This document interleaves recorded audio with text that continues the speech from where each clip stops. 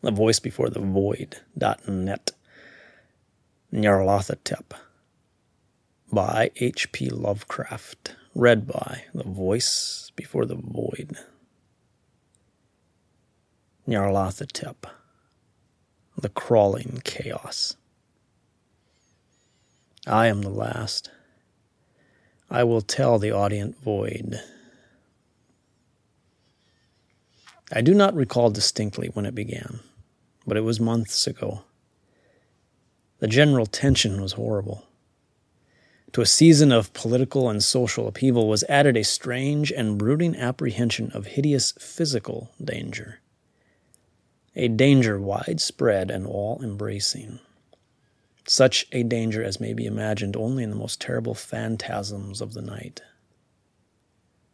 I recall that the people went about with pale and worried faces, and whispered warnings and prophecies which no one dared consciously repeat or acknowledge to himself that he had heard.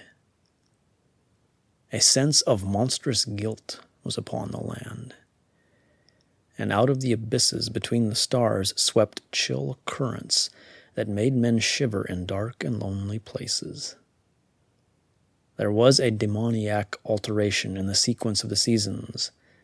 The autumn heat lingered fearsomely, and everyone felt that the world and perhaps the universe had passed from the control of known gods or forces to that of gods or forces which were unknown.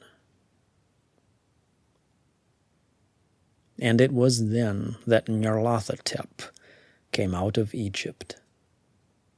Who he was, none could tell, but he was of the old native blood and looked like a pharaoh. The Fellahin knelt when they saw him, yet could not say why. He said he had risen up out of the blackness of 27 centuries, and that he had heard messages from places not on this planet. Into the lands of civilization came Nyarlathotep, swarthy, slender, and sinister, always buying strange instruments of glass and metal, and combining them into instruments yet stranger. He spoke much of the sciences of electricity and psychology, and gave exhibitions of power which sent his spectators away speechless, yet which swelled his fame to exceeding magnitude. Men advised one another to see Nyarlathotep, and shuddered.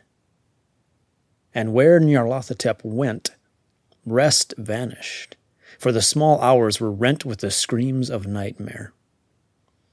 Never before had the screams of nightmare been such a public problem.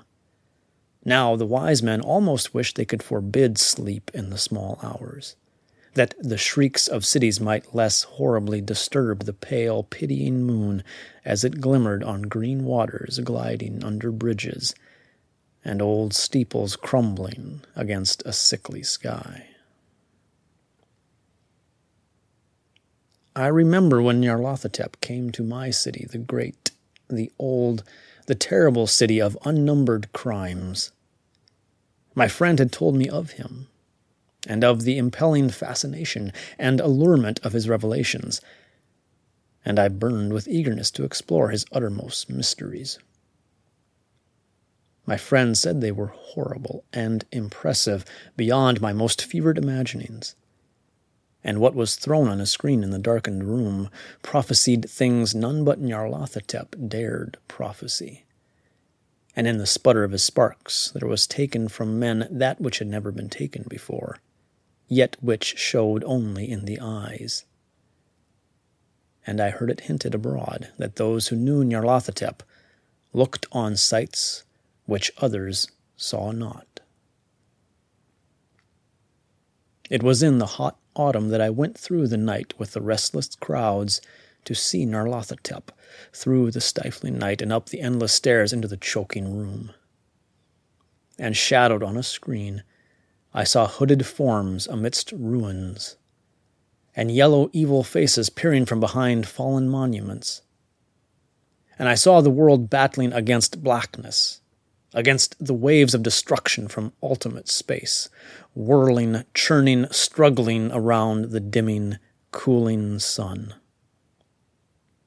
Then the sparks played amazingly around the heads of the spectators, and hair stood up on end, whilst shadows more grotesque than I can tell came out and squatted on the heads.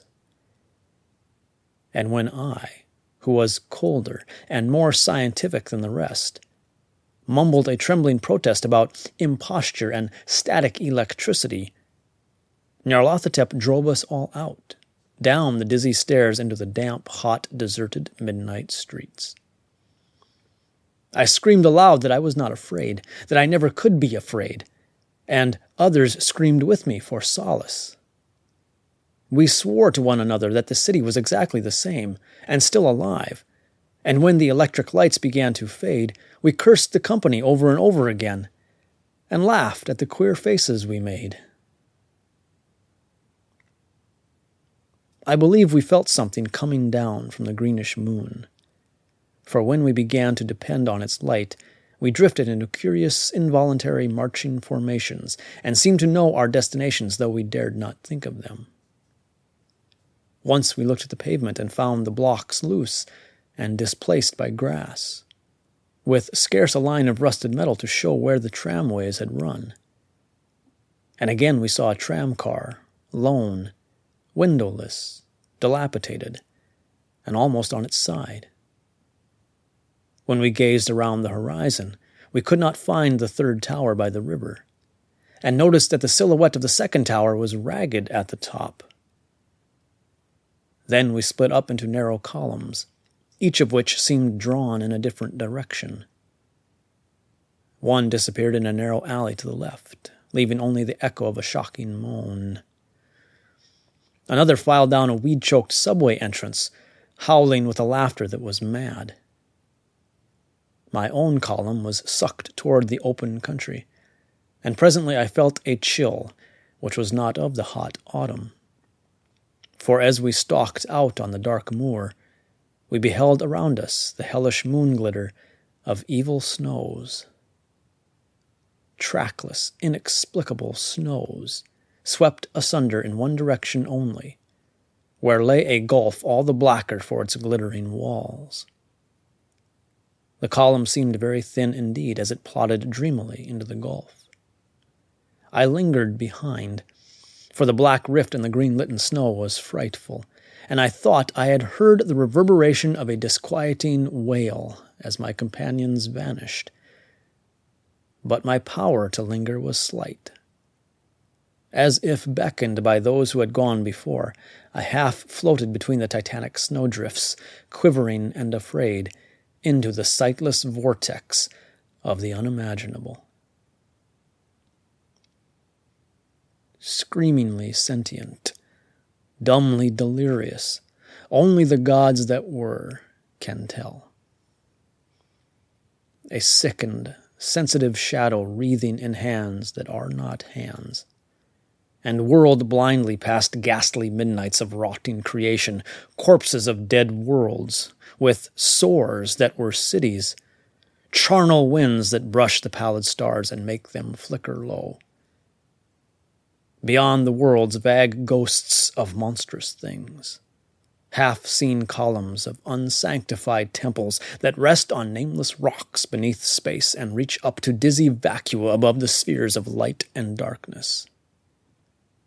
And through this revolting graveyard of the universe, the muffled, maddened beating of drums, and thin, monotonous whine of blasphemous flutes from inconceivable, unlighted chambers beyond time. The detestable pounding and piping whereunto dance slowly, awkwardly, and absurdly the gigantic, tenebrous, ultimate gods, the blind, voiceless, mindless gargoyles, whose soul is Nyarlathotep.